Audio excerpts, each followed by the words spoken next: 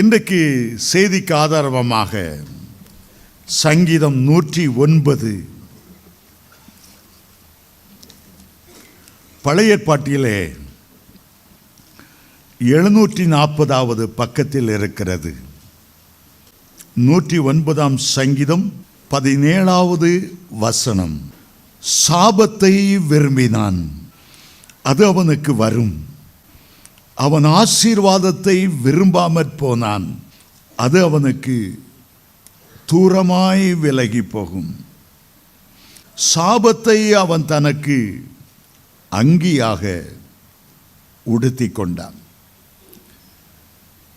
கடந்த சில வாரங்களாக சாபங்களை முறிப்பது எப்படி என்ற ஒரு பகுதியையும், அந்த சாபத்தை ஆசீர்வாதமாய் மாற்றுவது எப்படி அடுத்த பகுதியையும் நாம் தியானித்து கொண்டு வருகிறோம்.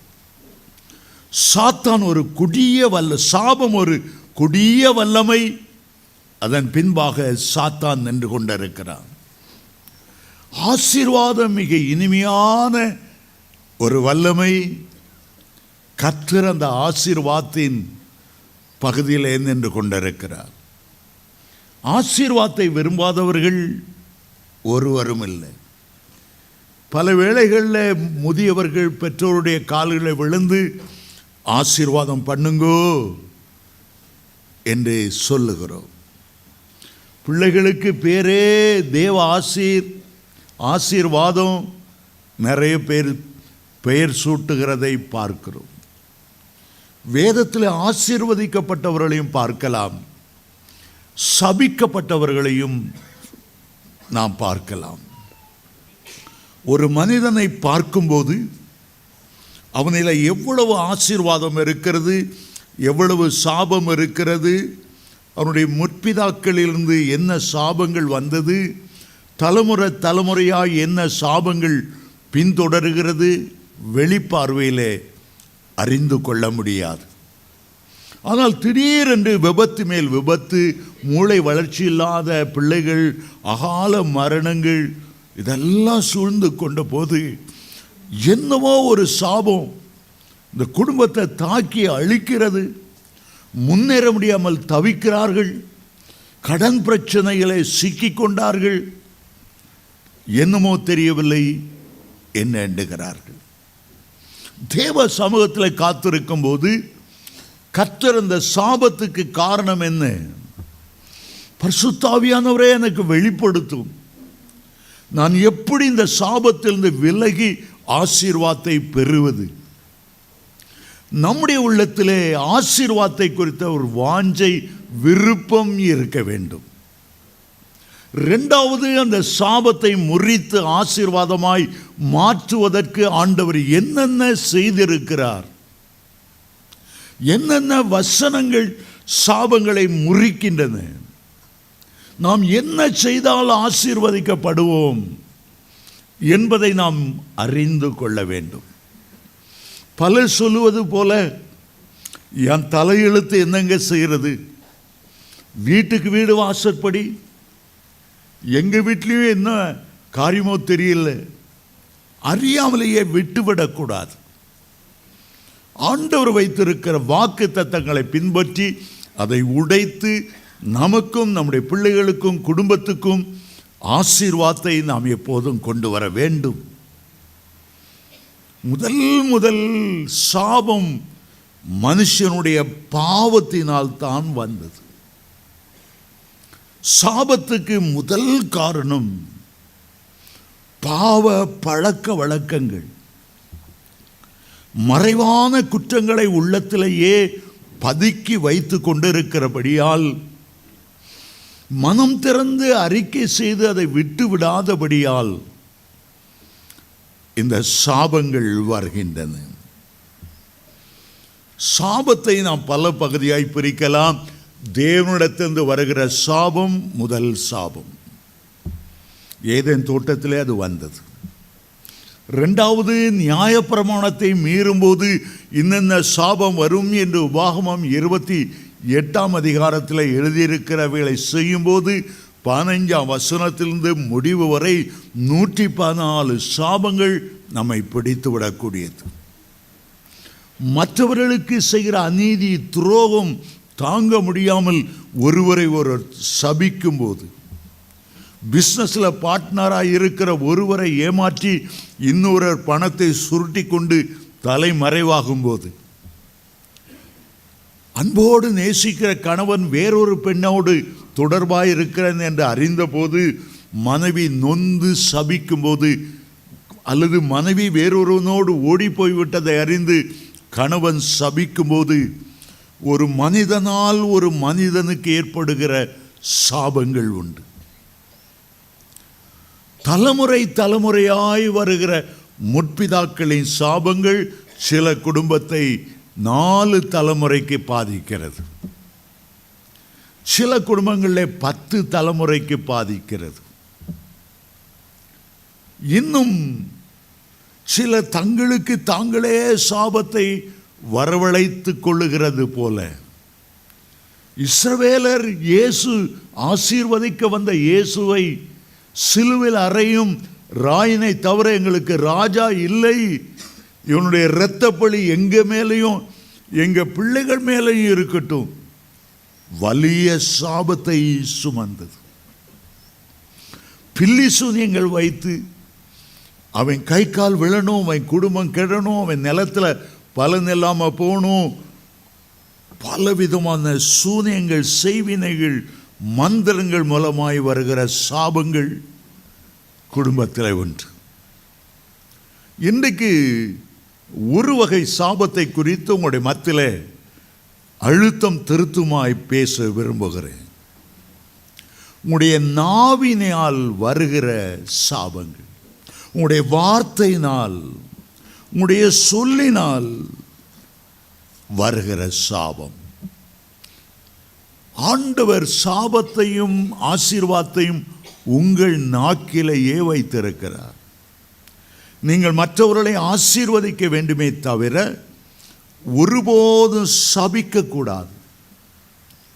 உங்களுடைய நாவில உங்களை அறியாமல் உருவாக்குகிற ஒரு வல்லமை இருக்கிறது, கிறிஸ்தவர்களுக்கு தெரியாது. நீங்கள் சொன்னால் அது அப்படியே நடக்கும்படி கர்த்தர் ஆம் என்றும் ஆமேன் என்றும் ஆமோதிக்கிறார் என்று தெரியாது. வார்த்தை அவ்வளவு முக்கியமானது. ஆண்டவர் தன்னுடைய வார்த்தையினால் தான் உலகத்தை எல்லாம் சிருஷித்தார் என்று எபிரேயர் 11:3 வாசிக்கிறோம். விசுவாசமும் வல்லமையும் இணைந்து வரும்போது சிருஷிக்கப்பட்டு கொண்டே இருந்தது. வெளிச்சம் உண்டாக கடவுது, வெளிச்சம் உண்டானது. வெளிச்சத்தை தருகிற சூரியன் உண்டானது, சந்திரன், நட்சத்திரங்கள் எல்லாம் உண்டானது. நாவினாலே வார்த்தை பேச பேச பேச பேச மலைகள், பள்ளத்தாக்கள், குன்றுகள், மீன்கள், பறவைகள், மிருகங்கள் சகலவற்றையும் வார்த்தையினாலே ஆண்டவர் உருவாக்கினார். ஆண்டவர் சொல்லுகிறார் நீதிமொழி 18:21, உன்னுடைய நாவிலே மரணமும் ஜீவனும் நாவின் அதிகாரத்தில் இருக்கும். உனக்கு முன்பாக நான் மரணத்தையும் ஜீவனையும் வைக்கிறேன், சாபத்தையும் ஆசீர்வாதத்தையும் வைக்கிறேன். நீ ஜீவனை தெரிந்து கொள், நீ ஆசீர்வாதத்தை தெரிந்து கொள், நீ நன்மையை தெரிந்து கொள், நீ உயர்வை தெரிந்து கொள். உன்னுடைய வாயின் வார்த்தைகளை குறித்து நீங்கள் ஜாக்கிரதையாக இருக்க வேண்டும். காரணம், உருவாக்குகிற சக்தி உன்னுடைய வாயில் இருக்கிறது. ஆண்டவர் சகலவற்றையும் சிருஷ்டித்த போது அதையெல்லாம் ஆசீர்வதித்தார். மீனை ஆசீர்வதித்தார், பறவை ஆசீர்வதித்தார், மிருகங்களை ஆசீர்வதித்தார். மனுஷனை உண்டாக்கும் போது ஆசீர்வதித்ததோடு மட்டுமில்லாமல் அதை ஆண்டு கொள்ளுங்கள் என்று அதிகாரத்தையும் வல்லமையையும் கூடவே கொடுத்தார். மற்றவைகளெல்லாம் ஆசீர்வதித்தார். ஆதியாகமம் 1:22 அதான் மனுஷனை உண்டாக்கும் போது நம்முடைய சாயலிலே நம்முடைய ரூபத்திலே என்று சொல்லி அவனை ஆசீர்வதித்தார்.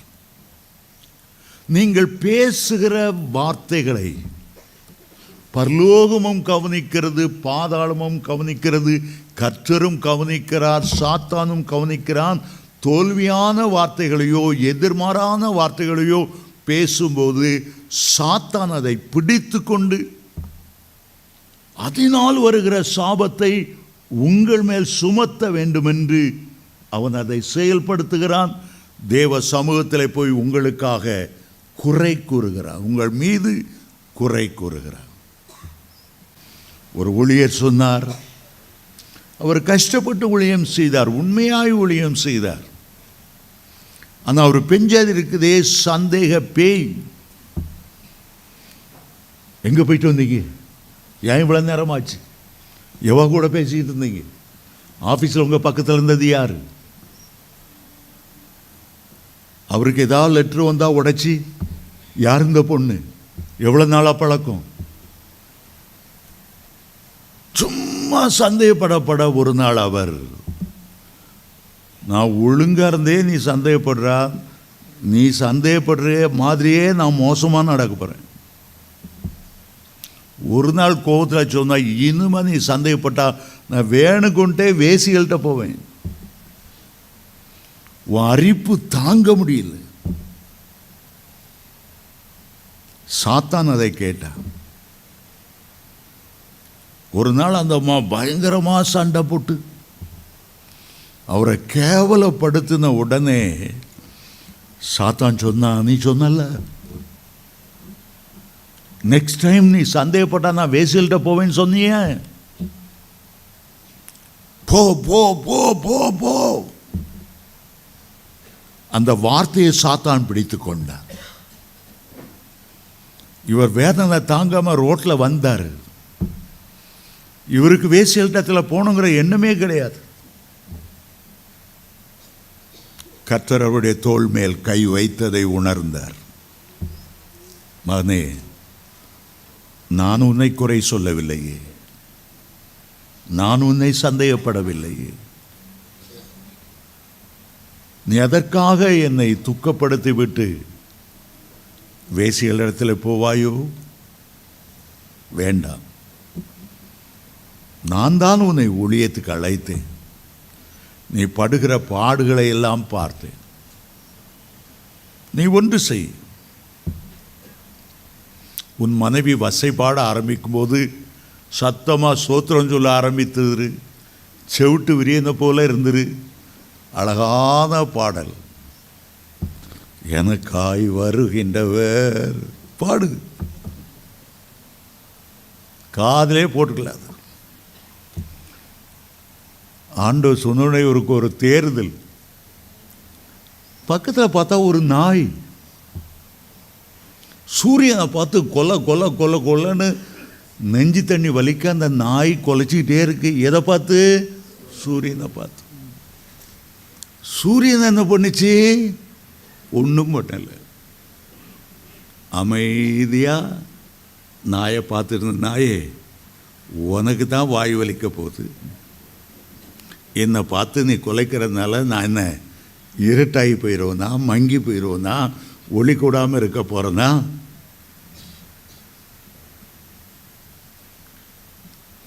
நீ எவ்வளோ குலைச்சாலும் அது என்னை பாதிக்காது. ஆண்டவர் உள்ளத்தில் பேசினார். உன்னை பற்றி 1000 பேர் பொறாமையான வார்த்தைகள் சொல்லலாம், எரிச்சல் மூட்டுகிற காரியம் சொல்லலாம். அதை பார்க்கும்போதெல்லாம் நீ சிரித்து சொல்லு, சூரியனை பார்த்து கொலைக்கிறப்பா, பரவாயில்ல கொலைச்சிக்க, உன் மனைவிட்ட மட்டும் சொல்லாது.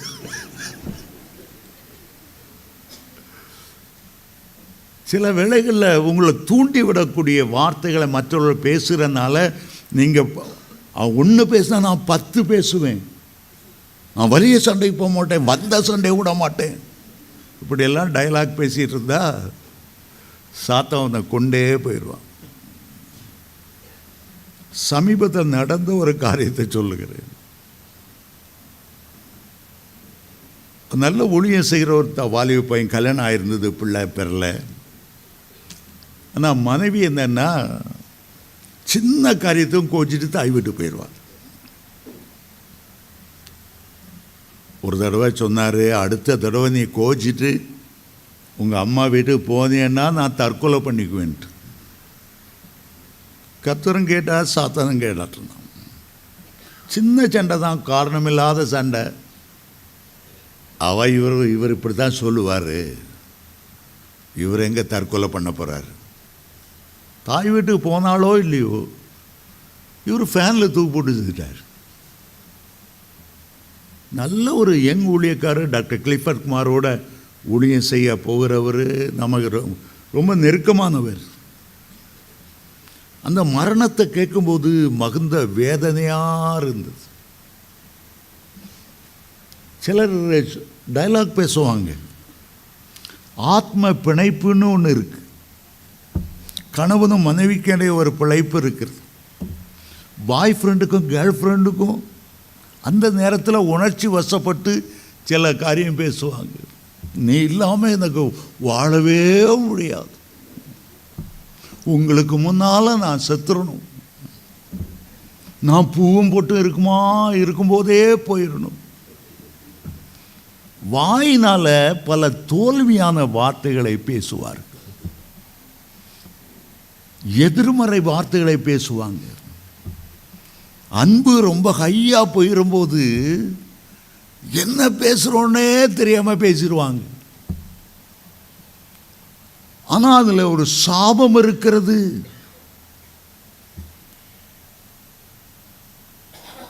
உலகத்தில் உங்கள் மேலே தான் ரொம்ப அன்பு. அப்போ ஆண்டவர், அவருக்கு அன்பே கிடையாதா? அவர் உங்களை உருவாக்குனவராச்சே. ஆண்டவருக்கு விரோதமாக கூட பேசுறதுக்கு வைக்கப்பட மாட்டாங்க. இதனால குடும்பங்களில் சாபம் வருகிறது. மரணமும் ஜீவனும் நாவின் அதிகாரத்தில் இருக்கணும். நீங்கள் ஜீவனை பேசணும், நீங்கள் ஆசீர்வாதத்தை பேசணும். உங்களுடைய வாயிலிருந்து தோல்வியான வார்த்தைகள் வரக்கூடாது. உங்களுடைய பிள்ளைகளை நீ உருப்பட மாட்டாயே, கழுத, புத்தி கெட்டவனை சொல்லாதுங்க. உங்களுடைய பிள்ளைகளுடைய வளர்ச்சியை நீங்களே தடுத்து அவளை சாபத்துக்குள்ளாக மாற்றி விடுகிறீர்கள். நல்லதா பேசுங்க. அன்று சொன்னார், இந்த மலையை பெயர்ந்து இயேசுவின் நாமத்தில் சமுத்திரத்தில் தள்ளுண்டு போ.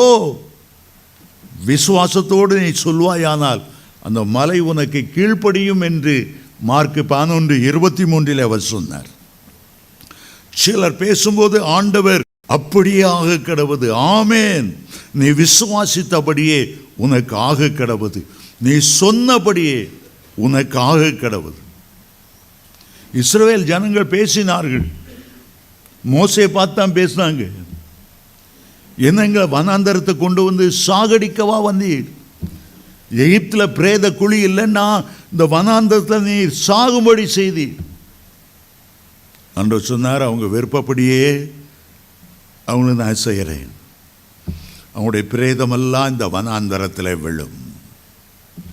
சாபத்தை விரும்பினான், இந்த சாபம் அவனுக்கு வரும். ஆகவே தீமைக்கு தீமை, உதாசீனத்துக்கு உதாசீனம் சரி கட்டாமல் நீங்கள் ஆசீர்வாதத்தை சுதந்தரித்து கொள்ளப்பட்டவர்கள் என்று அறிந்து ஆசீர்வதியுங்கள். 1 பேதுரு 3:9-11 சொல்லுகிறார், நல்ல நாட்களை காண வேண்டும் என்று ஜீவனை விசுவாசித்திருக்கிறவன் பொல்லாப்புக்கு தன் நாவையும் கபடத்துக்கு தன் உதடுகளையும் விலக்கி பின்தொடர கடவன். நீங்கள் தேவனுடைய பிள்ளைகளாகி விட்டீர்கள் என்றால் உலக பிரகாரமாக பேசுகிற நிறுத்துங்க. தமிழில் பேசினா பேசிகிட்டே தான் இருப்பேன். பேசி பேசி பாதாளத்துக்குள்ளே போயிடாதுங்க. கெட்ட வார்த்தை பேசி பேசி பேசி, அவதூறான வார்த்தை பேசி, புறங்கூறுகிற வார்த்தை பேசி பேசி, அதுக்கு தான் ஆண்டவர் வாயை அடைத்து பரிசுத்தாவி மூலமாக அந்நிய பாஷையை கொண்டு வருகிறார். அந்நிய பாஷையை கொண்டு வருகிற ஆவியானவர் ஒருபோதும் தோல்வி அடைந்தவர் அல்ல, ஜெயத்தின் வார்த்தைகளை பேசுகிறவர், விசுவாச வார்த்தைகளை பேசுகிறவர், நன்மைகளை பேசுகிறவர். வாயினால ஒருபோதும் தீமைகளை பேசாதீர்கள். சிலர் வள வள வளன்னு பேசிக்கிட்டே இருப்பாங்க. யாரையும் பேச விட மாட்டாங்க, இவங்க தான் பேசிக்கிட்டே இருப்பாங்க. நான் அங்கே போனேன், இது நடந்தேன், இங்கே வந்தேன், அப்படி வாங்கத்தை வில்லா வளைச்சேன், இந்து சமுத்திரத்தை இங்கிருந்து தாண்டுனேன், ஆச்சா பூச்சா பேசிகிட்டு இருப்பாங்க.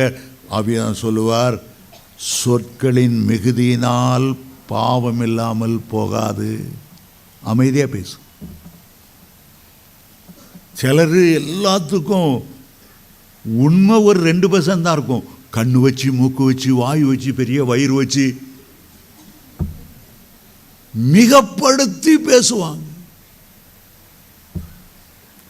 இருக்கிற உண்மை 1%.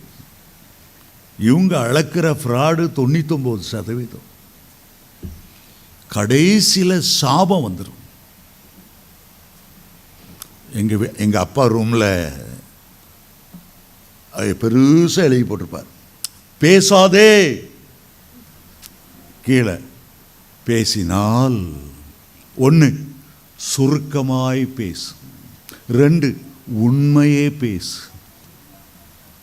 நிதானித்து பேசு, சிந்தித்து பேசு. 70 வாக்கியம் எழுதி போட்டிருப்பார். நான் அந்த 70ஐயும் இப்போ பாதுகாக்க மறந்துட்டேன், எனக்கு தெரியல. பேசாதே, அதான் முதல்ல எழுதியிருப்பார். பேசினால், ரொம்ப அருமையான வார்த்தை. புரசவாக்கத்தில் ஏசி சபையில் முன்னால் பாஸ்டர் சுந்தரம் என்று ஒருவர் உண்டு. அவர்கிட்ட சில நிறைய ஊழியக்காரங்க வருவாங்க போவாங்க. போனேன்னா முதல் வேலை, அந்த ஊழியக்காரமா தெரியுமா பாஸ்டர், அவர் என்ன பண்ணினாரு, பேசாத அப்படின்னு சொல்லி காதை மொழிக்குவார். முதல்ல பேசாதேம்பார், 2வது காதை முடிக்குவார், 3வது நீங்கள் போகலாம் என்று சொல்லுவார், 4ஆம் தடவை என்னங்கன்னா கெட் அவுட். அந்த ஓடிய அவர் ரூமில் ஒரு இங்கிலீஷில் ஒரு வேர்டு எழுதி போட்டுப்பார், speak evil of no man. ஒருவனை பற்றி தீதானது பொல்லாங்கானது பேசாதே அப்படின்னு எழுதி போட்டிருப்பார். யாராவது பேச ஆரம்பித்தாங்கன்னா அந்த போர்டை அப்படியே இந்த ஆளை பார்ப்பார், போர்டை பார்ப்பார், அதில் போட்டிருக்கோம். ஔவையார் ஆத்திச்சூடில் எழுந்தாங்க, ஒருபோதும் பொல்லாங்கு சொல்ல வேண்டாம். நம்ம ஔவையார் பாட்டிகிட்டே கற்றுக்கிடல. திருவள்ளுவர் சொன்னார், இனிய உளவாக இன்னாதல் பேசல் கனி இருப்ப. அடே, நீங்கள்லாம் தெரிஞ்சு வச்சிருக்கீங்க. சாபத்திடாத வார்த்தைகள். இன்றைக்கு கிறிஸ்தவ மார்க்கத்தில் தேவ பயம் இல்லாமல் ஒவ்வொருவரை இன்னொரு பற்றி மோசமாக பேசுகிறாங்க. மோசமாக பேசினா பரவாயில்ல, வாட்ஸ்அப்பை வேறு அடிக்கிறாங்க. அவன் மோசமாக பேசுகிறாங்கிற அதை ஃபார்வேர்ட் பண்ணி இவனுக்கு அனுப்பி இவன் ஃபார்வேர்ட் பண்ணி உலகமெல்லாம் துச்செய்தியால் நிரப்புகிறவர். ஆண்டவர் சொன்னார், உள்ளதை உள்ளதென்றும் இல்லதை இல்லதென்று சொல்லுங்கள், மற்றதெல்லாம் தீமையினால் உண்டாயிருக்கும் என்று மலை பிரசங்கம் மத்தேயு 5ஆம் அதிகாரம் 37 அவர் சொன்னார். அந்த மலை பிரசங்கத்தில் அவர் செய்தது அப்படியே யாக்கோபு 5ஆம் அதிகாரம் 12ஆம் வசனத்தில் சொல்லுகிறார், நீங்கள் ஆக்கினைக்குள்ளாக தீர்க்கப்படாமல் உள்ளதை உள்ளதென்றும் இல்லதை என்றும் சொல்ல விரும்புகிறேன். பாம்பை பார்த்துருக்கீங்களோ? கருணாக நல்ல பாம்பை பார்த்துருக்கீங்களோ இல்லையா தெரியல. அவருடைய நாவு பிளவுபட்டு 2ஆக இருக்கும். நமக்கெல்லாம் நல்ல வேலை, ஒரே நாக்கு தான். அந்த நல்ல பாம்பு உள்ள விஷம் அவ்வளோ இருக்கும். நாக்கு நீட்டம், உஸ் உஸ் சட்டை போட்டுட்டு பிளவுபட்டுருக்கும். ஆண்டவர் சொல்கிறாரு, ஒரே நாக்கு தான், அந்த நாக்குனால ஆண்டவரை துதிக்கிறீங்க. ஆனால் தேவ சாயலில் உருவாக்குன இன்னொருவனை சபிக்கிறீங்க. ஒரே நீரூட்டிலேருந்து தித்திப்பான தண்ணியும் கசப்பான தண்ணியும் வரவே முடியாது. நேருக்கு நேர் ஒன்று பேசுவாங்க. பேசினான்னா அப்படியே தேவதூதன் இறங்கி வந்தது போல, பேசினாங்கன்னா அப்படியே பால் பழம் நழுவி பாலில் விழுந்தது போல. இன்னும் பேச மாட்டாங்களா? சர்க்கரை பந்தலில் தேன் மழை பெய்த மாதிரி நாவிலேருந்து என்ன அருமையாக என்னை பாராட்டி புகழ்ந்து பேசுகிறாங்க. உங்கள் தலை மறைஞ்ச உடனே ஒரு ஆள்கிட்ட, இவன் பொல்லாத மனுஷன், முதுகில் குத்துற மாதிரி பேசுவாங்க. உயர்த்தி உயர்த்தி உயர்த்தி பரலோரம் உயர்த்தி தபால்னு போடுவாங்க, பாதாளத்தில் விழும்படி. அப்படிப்பட்ட நிறைய ஆட்களை பார்த்துருக்கேன். இன்கம் டேக்ஸில் வேலை செய்யும்போது எங்கள் மேல் அதிகாரிகள் என்ன சொல்லுவாங்கன்னா, முன்னுக்கு அவங்கள உட்கார வச்சு பேசும்போது சிரிச்சமாக பேசு, ஆனால் அவனை பற்றி என்னென்ன மோசமாக ஃபைலில் எழுதி வைக்க முடியுமோ அவ்வளோத்தையும் எழுதி வை. ஒரு பிராமணர் கற்று தந்த பாடம். ஆனால் நம்ம தேவனுடைய பிள்ளைகள், ராஜாதி ராஜாவுடைய பிள்ளைகள், நம்முடைய பேச்சில் ஒரு ஆசீர்வாதம் இருக்கணும், நம்ம பேச்சில் உண்மை இருக்கணும், நம்முடைய பேச்சில் சுத்தம் இருக்கணும், பரிசுத்தம் இருக்கணும், தேவனுக்கு பயப்படுகிற பயம் இருக்கணும். சரி, முதலாவது இதில் நான் ஒரு 6 குறிப்புகளை நான் பேச விரும்புகிறேன். ஆனால் என்னால் அவ்வளோ பேச முடியுமோ இல்லையா தெரியல. நான் சொல்லட்டாலும் உங்களுக்கு நிறைய மனசில் ஆண்டவர் கொடுத்ததெல்லாம் எழுதி வைத்திருக்கிறேன். முதலாவது, ஒரு நாளும் மரணத்தை பற்றி பேசாதுங்க, சாபத்தை பற்றி பேசாதுங்க. ஆண்டவர் ஒரு சாரிபாத்து விதவையை நமக்கு முன்னால் வைக்கிறாள். 1 ராஜாக்கள் 17ஆம் அதிகாரம் 1ஆம் வசனத்தில் புறஜாதி பெண்ணான அந்த பெண் மேலே ஆண்டவர் இரக்கம் வைத்து அந்த பஞ்ச காலத்தில் போஷிக்கும்படி அன்றைக்கு இருந்த சிறந்த தேவனுடைய ஊழியக்காரர் தீர்க்கதரிசியாகிய எலிசாவை அவருடைய வீட்டுக்கு அனுப்புகிறார். எலிசா வீட்டுக்கு வந்தார். அம்மா எப்படி இருக்கீங்க, இந்த குடிக்க கொஞ்சம் தண்ணி தரீங்களா? அந்த அம்மா தண்ணி கொண்டு வரும்போது அவர் சொன்னார், சாப்பிட்றதுக்கு ஏதாகிலும் இருக்கா? அவள் சொன்னாள், பானையில் கொஞ்சம் மாவும் கொஞ்சம் எண்ணெயும் இருக்கிறது, நானும் என் மகனும் சாப்பிட்டு செத்து போகும்படி 2 விறகு பொறுக்குகிறேன். அவள் சாப்பிடணுமா?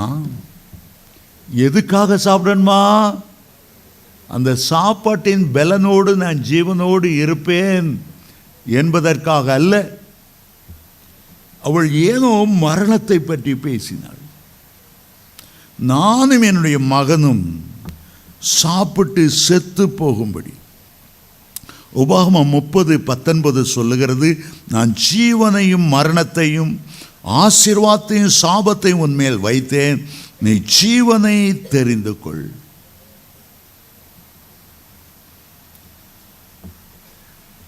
எலியா வந்தார், அந்த வீட்டில் உள்ள அப்பத்தை ஆசீர்வதித்தார், மாவை ஆசீர்வதித்தார். பஞ்ச காலம் எல்லாம் அவளும் அவருடைய பிள்ளையும் போஷிக்கப்பட்டார்கள். ஆனால் அவள் சொன்ன வார்த்தை நிறைவேறினது. அந்த பையன் வாலிப வயதில் செத்து போனான். எப்படி அவன் செத்து போனான்? அதுக்கு காரணம் என்ன? இவருடைய வாயிலிருந்து வருகிற வார்த்தை, அவள் வாயிலிருந்து வந்த வார்த்தை. அவ்வளோதான். அவன் நேராக எலிசா பிடிச்சிட்டார், காலரை பிடிச்சிட்டார். என்னையா எங்கள் வீட்டுக்கு வந்துரு, உமக்கு நேரத்துக்கு நேரம் தோசை போட்டு கொடுத்தேன், என் பிள்ளை செத்து போச்சு, உம்மால தான் செத்து போச்சு. எளியவால சாவல, இவ வார்த்தையினாலே கொண்டா. சிலர் பேசினாலே பட்டை கருகு போல பேசுவாங்க. சில வீட்டில் மாமியாருக்கும் மருமகளுக்கும் சண்டை வந்துட்டுன்னா மாறி மாறி பேசுவாங்க பாருங்க. தற்கொலை பண்ணிக்கலாம் நாக்கு அப்படிங்கிற மாதிரி 4 கேள்வி கேட்பாங்க. பயங்கரமான வார்த்தைகள். குழாயடி சண்டை மாதிரி மாமியார் மருமக சண்டையில் தான் பார்க்கணும். நல்ல வேளை எலிசா அங்கே இருந்தனால அந்த பையன் மேலே விழுந்து எனக்கு உணவு தந்தாங்களே, தயவுசெய்து என்னுடைய ஆத்துமா மறுபடியும் அவனுக்குள்ளே திரும்பி வரட்டும். அவனை உயிரோடு எழுப்பி கொடுத்தார். சில சும்மா அப்படித்தான், என் அருமை உங்களுக்கு தெரியாது, நான் செத்தா தான் உங்களுக்கு மேன்மை தெரியும். எனக்கு ஒரு சித்தி இருந்தாங்க, அவங்க சும்மா அப்படி தற்கொலை பண்ணியே பேசுவாங்க. எது எடுத்தாலும் என் அருமை இப்போ நீங்கள் உணர மாட்டீங்க, நான் எவ்வளோ கஷ்டப்பட்டு உழைக்கிறேன், நீ உணர மாட்டீங்க, நான் அந்த குடும்பத்துக்கு எவ்வளோ ஆசீர்வாதம், நீங்கள் நான் செத்தா தான் என் அருமை தெரியும். என்னடா இப்படி சாவை பற்றியே பேசுகிறாங்களே, சின்ன வயசுலேருந்து நான் நினைக்கிறது உண்டு. கடைசியில் அவங்க புருஷன் ஏதோ ஒரு பொண்ணுக்கிட்ட பேசிகிட்டு இருக்காங்க, களி போட்டுனா வீட்டுக்குள்ளே வந்து கரைசினை எடுத்து ஊற்றி செத்தே போயிட்டாங்க. பாவம், ஒரே ஒரு மகன் அனாதை போல நின்னா. அந்த சாபத்தால் அந்த குடும்பமே சாபமான, எல்லாருக்கும் கஷ்டம். நாவினாலே வருகிற சாபத்துக்கு நாம தான் உத்தரவாதி. நாக்கை நீங்கள் தான் பயன்படுத்துகிறீங்க. ஆண்டவர் இந்த நாக்கில் எலும்பே வைக்கல, நரம்பு இல்லாத ஒரு நாக்கு.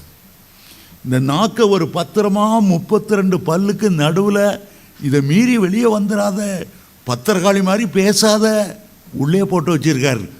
வெளியே வந்தால் தீப்பிடிச்சோம். இந்த பாஸ்பரஸை தண்ணிக்குள்ளே ஊற வச்சிருப்பாங்க. அதுபோல் தான் ஆண்டவர் நாக்க பாதுகாப்பான இடத்துல ஊற வச்சிருக்காரு, சாபம் வந்துடக்கூடாது என்பதற்காக. நீ என்னதான் பஞ்சம் வந்தாலும் ஆண்டவர் உன்னை பார்த்து சொல்லுகிறார், கர்த்தர் உன்னை நித்தமும் நடத்தி மகாவறட்சியான காலத்திலும் உன்னை திருப்தியாக்கி உன் எலும்புகளை நிணமுள்ளதாக்குவார்.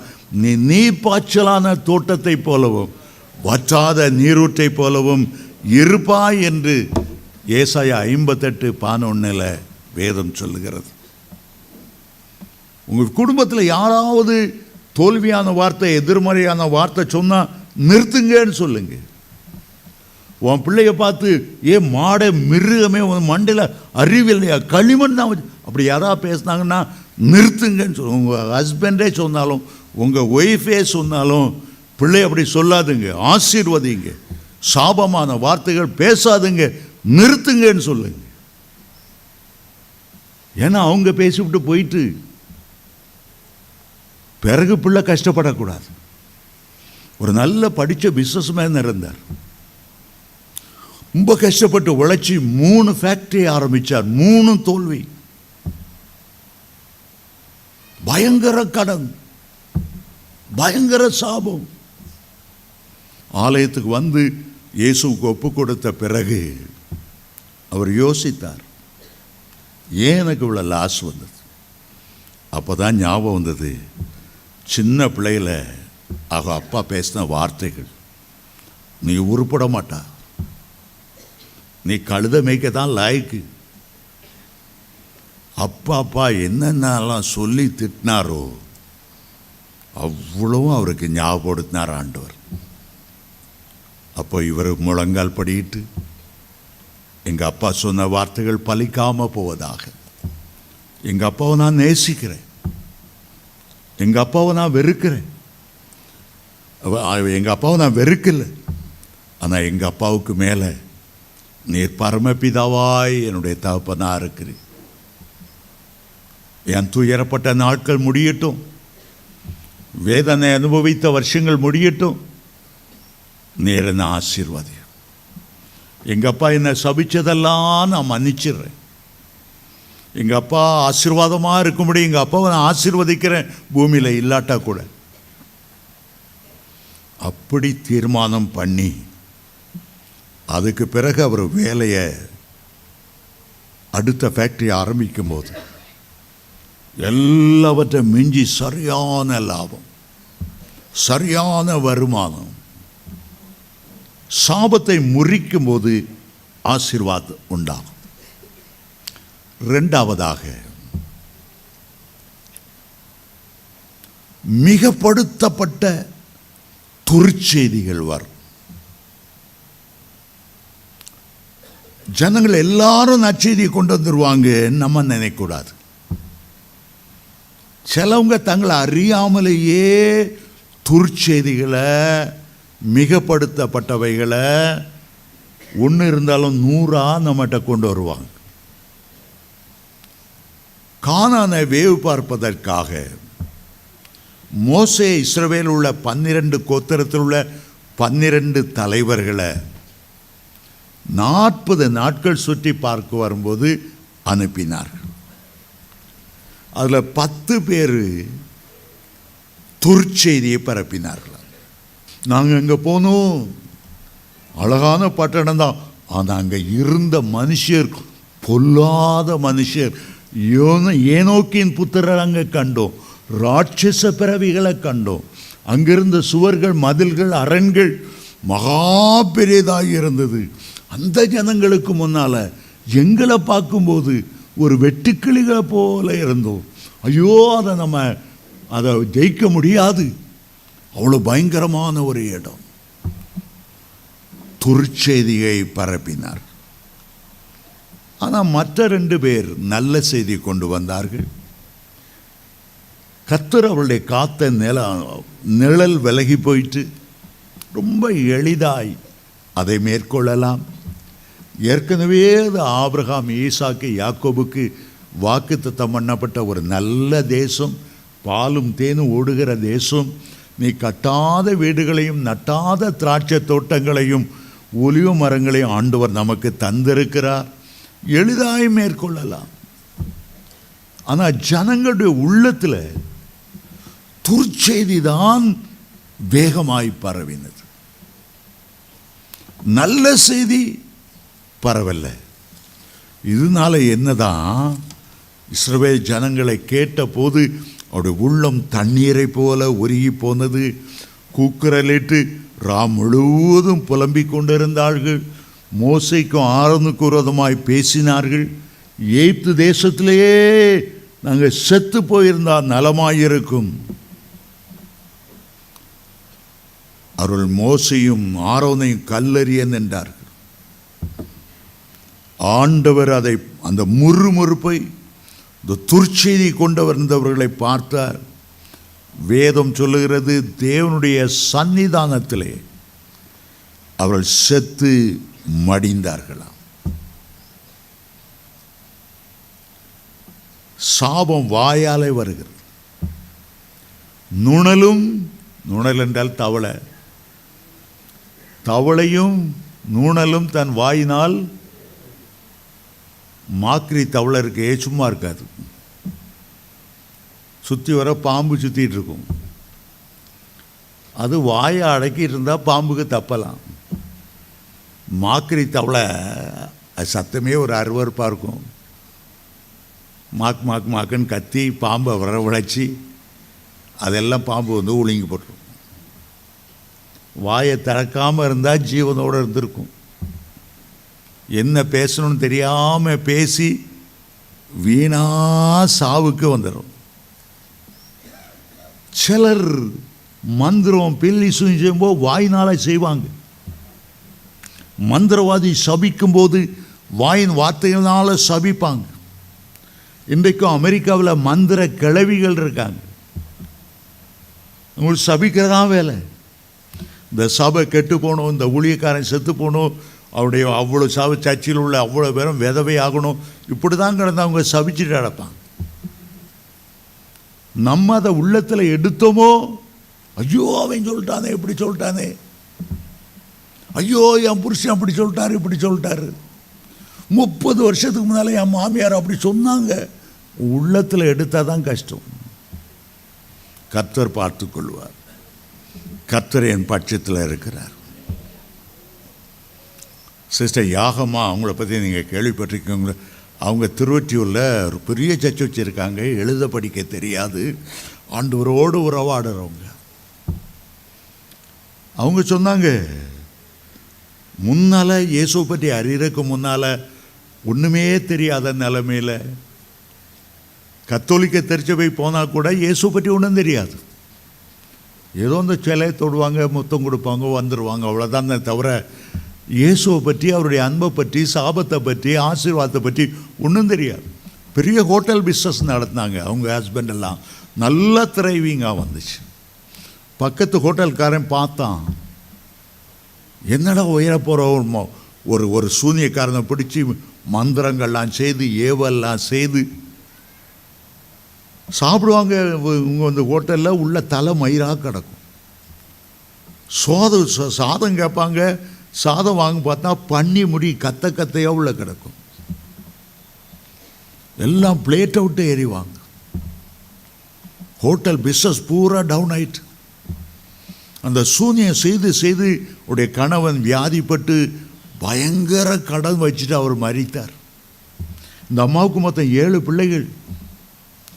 எங்கே கடனை தீர்க்கிற ஒன்றும் தெரியாது. கடைசியில் தான் ரட்சிப்பை பற்றி அறிஞ்சாங்க. ஹோட்டல் எல்லாம் போச்சு. ஆண்டவர் ரட்சித்தார், அபிஷேகித்தார். முதல்ல அவங்களுக்கு கொடுத்த ஆவியின் வரம் என்ன தெரியுமா? மந்திரவாதியோடைய சாப கட்ட முறிக்கிறதா ஆண்டவர் கொடுத்த வரம். இப்பவும் அவங்க சர்ச்சை போங்க, ஒவ்வொரு தூண்லையும் மந்திரத்தால் கட்டப்பட்ட, அசுத்தாவியில் கட்டப்பட்டவங்களாம் ஒவ்வொரு தூணாக ஆரம்பத்திலேருந்து கட்டி வச்சுருக்கோம். 1 வாரம் இருப்பாங்க, 10 வாரம் இருப்பாங்க. மந்திரக்கட்டை எல்லாம் எடுத்து சுகமாகி பைத்தியங்கள் தெளிஞ்சு விடுதலையோடு போவாங்க. நான் அந்த சர்ச்சில் அடிக்கடி பேச போவேன். அந்த பார்த்தா அந்த தூணில் கட்டி வச்சுருக்கோம் பைத்தியங்கள். ஆண்டவர் கொடுத்த வரம். எந்த மந்திரவாதி சூனியம் வைக்கிறானோ, சபிக்கிறானோ, அதை உடைக்கிறது மட்டுமல்ல, அதை ஆசீர்வதிக்கிற ஒரு பெரிய ஊழியம். அவ்வளோ பேர் சபிக்க இருக்கும்போது, இந்த வண்ணார்பேட்டை பக்கம்லாம் நான் தெருப்பரசங்கம் பண்ண போகும்போது நிறைய பிஸ்னஸ் பீப்புளுக்கு ஒருத்தருக்கு ஒருத்தர் சாபம் போட்டு நிறைய மந்திரவாதிக்கு. அவங்க வீட்டுக்கு போனால் பெரிய பேனரில் இருக்கும், வௌவால் பறக்கிற மாதிரி, செலந்தி வலையை விரித்த மாதிரி, ஈன்னு பல்ல காட்டி மண்டை ஓடெல்லாம் தெரிகிற மாதிரி. இங்கெல்லாம் மந்திரவாதி இருக்காங்களான்னு நான் நினச்சிட்டு அதை பார்த்துட்டே போகிறது வழக்கம். மந்திரவாதிகள் சென்னையில் அவ்வளோ பெருகிட்டாங்க, சபிக்கிறவங்க பெருகிட்டாங்க. இன்றைக்கு அந்த அம்மா 7 பிள்ளைகளும் 7 சர்ச் வச்சுருக்கிறாங்க. ஹல்லேலூயா. அந்த அம்மா போல் தேவனோட நேரடியாக முகமுகமாக பேசுகிறவளை பார்க்கிற ரொம்ப அரிதான ஒரு காரியம். அவங்களுக்கு எழுத படிக்க தெரியாது. 3000க்கு மேலே அந்த சர்ச்சு பெரிய சர்ச்சு. காரணம், அவர்கள் பாடுபட்டதை ஆண்டவர் பார்த்து மனதுருகி, எல்லாவற்றையும் இழந்தாயா, பரவாயில்லை, மறுபடியும் உனக்கு நான் தருகிறேன். ஹல்லேலூயா. வார்த்தையில் கவனமாக இருக்க வேண்டும்.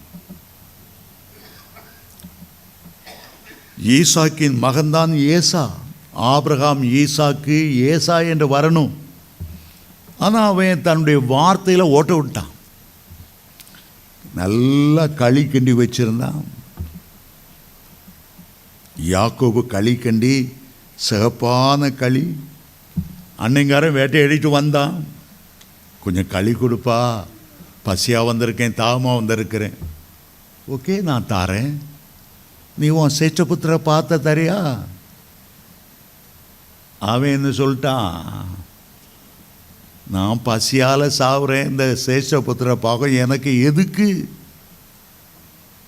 அதை எங்கேயும் டாக்குமெண்ட்டில் எழுதலை.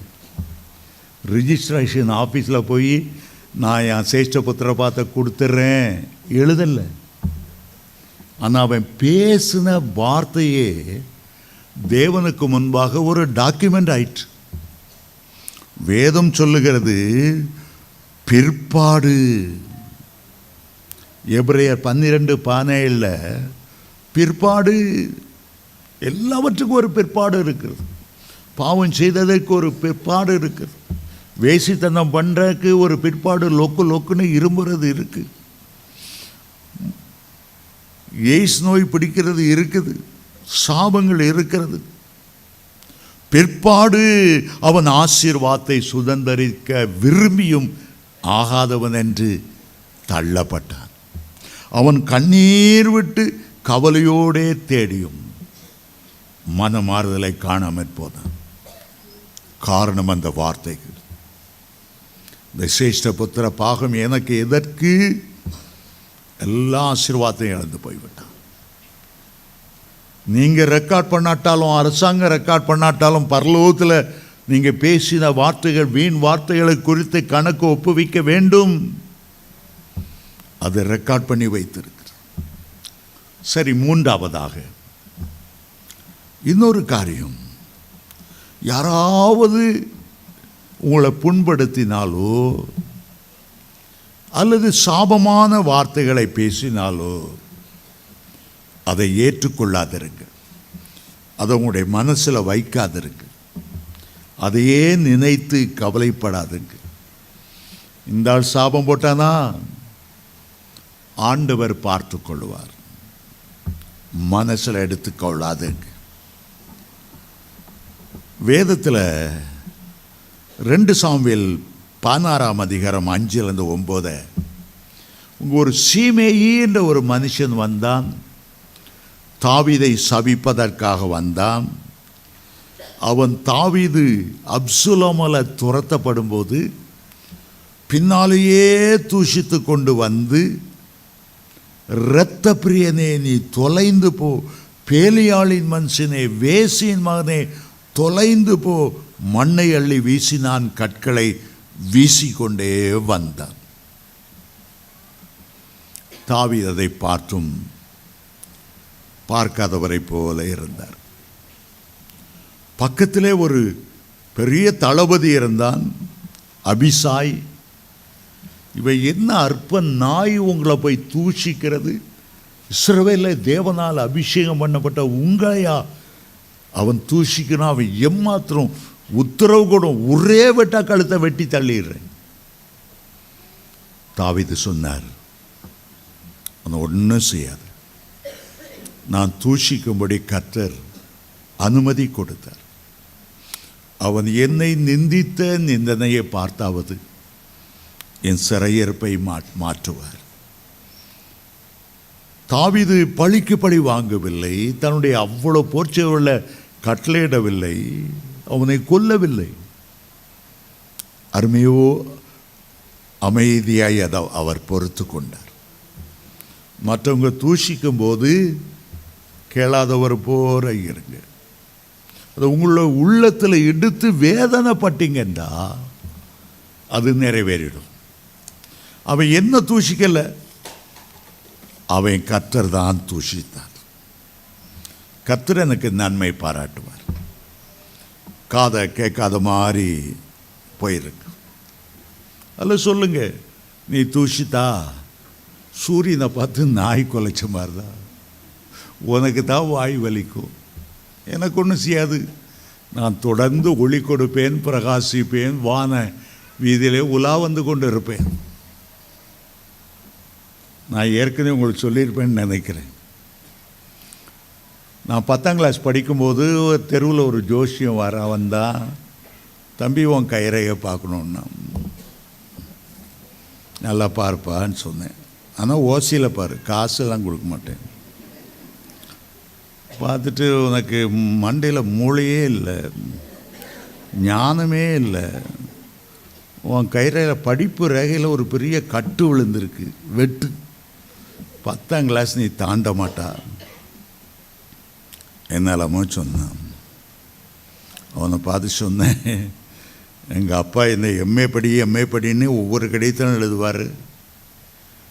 படிப்பே வராதுன்றிய, நான் படிக்கத்தான் போகிறேன், உயர்ந்த நிலைமைக்கு வரத்தான் போகிறேன், உன்னை நான் என்ன செய்கிறது அப்படின்னு கேட்டேன். அவன் சொன்னால், எங்கேயாவது நான் ஜோசியம் பார்த்துட்டு இருக்கும்போது நீ வந்து என்ன உருட்டுக்கட்டையினால அடிக்கலான்னு சொன்னான். அப்படியா? ஐயோ, எனக்கு படிப்பு வராதுன்னு சொல்லிட்டாங்களே. என் மம்மி நான் எஸ்எஸ்எல்சி பாஸ் பண்ண மாட்டேன்னு சொல்லிட்டான், அவன் சபிச்சான், இவன் சபிச்சான். எவன் சபிச்சா என்ன? ஆண்டவர் சாபத்தை ஆசீர்வாதமாக மாற்றுகிறவர். ஆமென், ஹல்லேலூயா. கர்த்தர் மேல நமக்கு நம்பிக்கையா இருக்கணும். கர்த்தர் ஆசீர்வதித்தா இருப்பார். உலகத்தில் எத்தனையோ எம்ஏ படித்தேன், 5 டாக்டரேட் வாங்கினேன், 63 தேசத்துக்கு ஆண்டவர் கொண்டு போனார். மனுஷன் சபிக்கிறது நம்ம காதிலே போட்டுக்கிடக்கூடாது. ரூமு மூலையில் உட்காந்துட்டு ஓன்னு அழுதுட்டு அவன் சபிச்சிட்டான், இவன் பிடிச்சிட்டான், மாமையான் புருஷனே இப்படி சொல்லிட்டார் அப்படி சொல்லிட்டார். 1000 பேர் சொல்லட்டும், கர்த்தர் உன்னுடைய பட்சமாக இருக்கார். நீ வாலாகாமல் நீ தலையாவாய், நீ கீழாகாமல் மேலாவாய். ஆமென், ஹல்லேலூயா, ஹல்லேலூயா. நீங்கள் பயந்தா தான் அந்த நாய் உங்களை ஓட ஓட விரட்டும். நின்று ஏற்று கல்லை எடுத்துட்டீங்கன்னா வாழை சுழட்டி 2 காலுக்கில் வச்சு ஓடிடும். நீங்கள் கல் எடுக்காதது தான் தப்பு. அந்த ஆசீர்வாத வாக்குத்தத்த வசனங்களை எடுக்கும்போது தான் சாத்தான் ஓடுவான். ஆமென். சபிக்கிற வார்த்தை எடுக்காதுங்க, உள்ளத்துக்குள்ள வைக்காதுங்க, கசப்பை வளர விடாதுங்க. அவங்க அப்படி சொல்லிட்டாங்க இப்படி சொல்லிட்டாங்க. நான் கல்யாணத்துக்கு அன்னைக்கே என் புருஷன் அந்த பொய் சொன்னான். கல்யாணம் ஆகி 40 வருஷம் ஆயிருக்கும், புருஷனும் போய் சேர்ந்துருப்பான். இந்த அம்மா அதே ஞாபகம் வச்சு சொல்லிக்கிட்டே இருப்பாங்க. சாபம் இவங்க மீட்டரில் விழுந்துக்கிட்டே இருக்கும். என்னத்துக்கு இது? மனசு எடுக்காத. பேசுவார் பேசட்டும், புழுதிவாரை தூற்றுவார் தூற்றட்டும், யாம் அஞ்சோ. ஒரு பழம் தமிழன் படிச்சிருக்கான். போற்றுவார் போற்றட்டும், புழுதிவாரை நான் பயப்படவே மாட்டேன். கர்த்தர் பட்சத்தில் இருக்கிறார். மனுஷன் எனக்கு என்ன செய்வான்? ஆமென், ஹல்லேலூயா. சிலர் நம்ம மேலே பரிதாபப்பட்டு, ஐயோ நீங்கள் தூக்கம் இல்லாமல் அங்கே இங்கே ஓடி ஓடி பிரசங்கம் பண்ணுறீங்களே, ஜுரம் வந்துருமே, கொஞ்சம் பார்த்துக்கோங்க பிரதர், அளவா பிரசங்கம். இயேசுவின் நாமத்தில் ஜுரம் வராது. நீங்கள் இந்த சாப்பாடை சாப்பிட்டுக்கிட்டே இருந்தா அல்சர் வந்துருமே, டயபெட்டிஸ் வராது இயேசுவின் நாமத்தில். மற்றவங்க பரிதாபப்பட்டு சொல்கிற மாதிரி சொல்லுவாங்க. இப்படி தான் ஒரு கட்டி எங்கள் பக்கத்து வீட்டு பங்கஜத்துக்கு வந்தது, எதிர் வீட்டு எஸ்தருக்கு வந்துச்சு, முன் வீட்டு முத்தம்மாவுக்கு வந்துச்சு, 3 பேரை செத்து போயிட்டா. இயேசுவின் நாமத்தில் நான் சாக போகிறதில்லை. நான் உயிரோடு இருந்து கர்த்தருடைய நாமத்தை மகிமைப்படுத்துவேன். ஆமென். நல்லது மாதிரி வந்து நமக்கா பரிதாபப்படுகிற மாதிரி சாபத்துக்குள்ளாக்குறதுக்கு ஆலோசனை சொல்ல வருவாங்க. விரட்டி அடிங்க அந்த மூதேவிகள், மூளையை பார்த்து ஓடும்படி. அனுதாபப்படுற மாதிரி சொல்லுவாங்க, நம்ம மேலே அக்கறை உள்ளவங்க மாதிரி சொல்லுவாங்க. ஆனால் உள்ள ஒரு சாபம் இருக்கும். யார் சொன்னாலும் அதை எடுக்காதுங்க. கர்த்தர் சொல்லுகிற வேத வசனத்தை நம்புங்க, அவருடைய வாக்கு தத்தங்களை நம்புங்க. கர்த்தர் உங்களை ஆசீர்வதிப்பார். ஆமென். அநேகர் சாபத்துக்குள்ளாகிறது. 4வது ஒரு காரியம், தங்களுடைய பிள்ளைகளுக்கு பேர் வைக்கும்போது ஆசீர்வாதமான பேரை வைக்காமல் பாட்டி பேர், தாத்தா பேர், அவங்க துன்மார்க்கமாக வாழ்ந்திருப்பாங்க, அவங்க ஆண்டவர் இல்லாமலே மறிச்சிருப்பாங்க. ஆனாலும் எங்கள் பாட்டி பேர், எங்கள் அப்பா பேர், எங்கள் தாத்தா பேர் நல்ல நீதிமான்களாக இருந்தால் வைங்க. அப்படி இல்லை, வேதத்தில் சிறந்த உங்களை பிரித்த பரிசுத்தவானுடைய பேரை வைங்க. எங்களோட டிபார்ட்மெண்ட்டில் ஒரு அம்மா வேலை செய்தாங்க. ஒரு நாள் சொன்னாங்க, என் பிள்ளைகள் படிக்கவே மாட்டேங்க, எல்லாம் சினிமா பைத்தியமாக இருக்கு. என்ன பேருன்னு கேட்டேன். மூத்தவனுக்கு ராஜேஷ் கண்ணா. இப்படி கண்ணா பின்னான்னு பேர் வச்சா. அடுத்தவன் பேர் என்ன, அதான் புது கட்சி ஆரம்பிச்சிருக்காருல்ல, கமலஹாசன் பேர் வச்சுருக்கு. நல்ல பேர் உங்களுக்கு கிடைக்கலையா? நீங்களே சினிமா பைத்தியமாக இருந்தால் உன் பிள்ளை எப்படி உருப்படும்? நல்ல பேரை வைங்க. சிலவங்க பழைய வச்சுட்டு இருப்பாங்க. ஆண்டவர் சொல்கிறேன், அப்படி வைக்காத. வச்சா அந்நிய தேவருடைய பேரை உச்சரித்தால் வேதனை பெருகும். சங்கீதக்காரன் சொல்லுகிறார். அவருடைய பேரை கூட நான் உச்சரிக்க மாட்டேன். அந்த பேரை கொண்டு ஆண்டவர் ஜீவ புஸ்தகத்தில் எழுத மாட்டார். அதுக்காகவே ஆபிரகாம் என்ற பெயரை ஆபிரகாம் என்று மாற்றினார். யாக்கோப் என்ற பெயரை இஸ்ரவேல் என்று மாறினார். யாக்கோபுக்கு பிள்ளை பிறக்கும்போது பெஞ்சதி ராகேல் அந்த பிள்ளைக்கு பெனோனி என்று பெயர் வைத்தாள். என் துக்கத்தின் மகன். அதை ஏற்றுக்கொள்ளலை யாக்கோபு. அவனுக்கு வலது கரத்தின் மகன் என்று அழைக்கப்படுகிற பெஞ்சமின் என்ற பெயரை வைத்தார். பெயர்கள் மூலமாக கூட சாபங்கள் வரும். பெயர்கள் மூலமாக சிலவங்க மொட்டை தலைக்கும் முழங்காலுக்கும் முடிச்சு போட்ட மாதிரி பாதி பேர் கிறிஸ்தவ பேராக இருக்கும், பாதி பேர் இந்து பேராக இருக்கும். நீ உண்மையிலேயே நீ ரட்சிக்கப்படலை. நீ ரட்சிக்கப்பட்டிருந்தால் உன் பேரும் கூட ரட்சிக்கப்பட்டிருக்குமே. உன் பேர் ரட்சிக்கப்படலையே. 2 கொரிந்தியர் 5:14 சொல்லுகிறது, ஒருவன் கிறிஸ்துவுக்குள்ளே இருந்தால் அவன் புது சிருஷ்டியாக இருக்கிறான், பழையவைகள் ஒளிந்து போயின. ஆண்டவர் சீமோன்னு அப்பா சொன்னார், இனி உனக்கு அந்த சீமோன்லாம் வேண்டாப்பா, இனி நீ கற்பாறை பேதுரு, நீ ஒரு பாறையை போல. முந்தி சீமோன்னா நாணல், அசைந்த ஆடுக, உறுதி இல்லாதவை. ஆனால் அபிஷேகம் உன்னை உறுதிப்படுத்தும். ஆகவே அவனுக்கு பேரை மாற்றினார். உன்னுடைய பேர் சாபமான பேராய். எனக்கு தெரியும் ஒருவர், அவருடைய அப்பா அம்மா வைத்த பேர் ஒன்று, ஆனால் அவருக்கு பிடிக்கல. கர்த்தருடைய குடும்பத்தில் ஒரு பேரை இஸ்ரவேல் என்ற பெயரை வைத்தார். இவ்வளோ ஒரு ஆச்சரியம், ஒரு சந்தோஷம். சிலர் அந்த பழையதையும் இதையும் கொண்டு பழைய துருத்தியில் புது திராட்சை ரசத்தை கிறிஸ்துக்குள்ளே வந்த பிறகு பழைய பேரில் பாதி புது பேரில் பாதி. ஏன் அப்படி வைக்கிறீங்க? அப்போ தான் நான் சாட்சி சொல்ல முடியும். முந்தி நான் இந்துவாக இருந்தேன், அந்த பேர் இருந்தது, இப்போ நான் கிறிஸ்துக்குள்ளே வந்து இந்த பேர் வச்சது. ஆனால் பைபிள் படி இயேசுக்குள்ளே வந்த பிறகு பழைய இந்து தெய்வங்கள் பேரை கண்டிப்பாக வைக்கக்கூடாது. இதையும் அதையும் சேர்ந்து அதில் பாதி இதில் பாதி வைக்கக்கூடாது. சாபம் வரும், அந்த பேர் வழியாக சாபம் வரும். ஒரு வேறுபாட்டின் ஜீவியம் மிக அவசியம். ஆண்டவருடைய பேரை கூட மாற்ற அவர் வெட்கப்படவில்லை, தவறவில்லை. சில பேர்கள் பெற்றோருக்கு ஆண்டவரே சொப்பத்தில் தரிசனத்தில் கொடுப்பார். சிம்சோன் என்ற பெயரை வை, இயேசு என்ற பெயரை அவருக்கு சூட்டு. இயேசு என்றால் அவர் தம்முடைய ஜனங்களின் பாவங்களை நீக்கி அவர்களை ரட்சிப்பார் என்று மத்தேயு 1:21 சொல்லுகிறது. ஜோமணி ஆண்டவர்கிட்ட கேளுங்க, என் பிள்ளைகளுக்கு என்ன பேரை சூட்டணும்? பாரம்பரிய பேர்களை சூட்டுறதுல முன்னுக்கு நிற்காதங்க. பாட்டி, எங்கள் தாத்தா, அந்த உறவெல்லாம் பின்னால் இருக்கட்டும். நீ தேவனுடைய பிள்ளை என்பது முதன்மையாக இருக்கட்டும். உன் பிள்ளைகள் ஆசீர்வதிக்கப்படணும். ஆமேன். ஹல்லேலூயா.